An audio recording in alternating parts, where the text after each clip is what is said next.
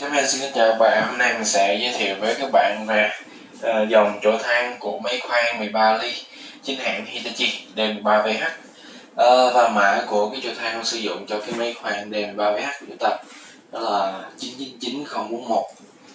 Và đây là cái hộp của chúng ta này, sẽ có logo của Hitachi trên đây. Đó là 10 set thì trong đây sẽ có 10 bộ, mỗi bộ sẽ được để trong một cái hộp nhỏ riêng. Sự mã nó được in ở trên các mặt và sẽ là cái tem của nó, trên tem sẽ cũng có mã nó luôn, và sẽ có mã vạch, mã code để giúp chúng ta có thể là check được cái nơi xuất xứ của này. Và nó được sản xuất tại Trung Quốc, từ Hitachi nó sẽ có một cái nhà máy ở Trung Quốc để sản xuất những cái dòng chổi than này. Và bây giờ mình sẽ mở hộp cho bạn xem.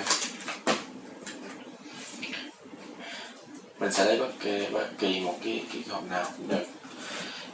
Đây 10 bộ của nó nhìn rất là đẹp, đều có mã là 999041.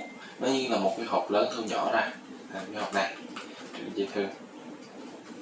Bây giờ mình sẽ mở hộp cho bạn xem. Chổi than 999041. Các bạn lưu ý là để chúng ta mua được hàng thật á, thì bạn lưu ý là những cái chổi than chính hãng nó sẽ khắc hai cái số đôi của cái mã của nó lên cái chổi than của chúng ta. Thì các bạn xem trên đây sẽ có cái mã là 41, là cái mã hai cái số đuôi của cái hộp chổi than này 999041. Đây, xem thiết kế rất là đẹp, rất là chắc chắn, đầu rất là dài như thế này thì các bạn yên tâm nó sẽ không bị đứt khi mà chúng ta hoạt động sử dụng nó. Và tay mình vừa chạm vào nó thì nó đen tay luôn nè các bạn, đen tay luôn nè.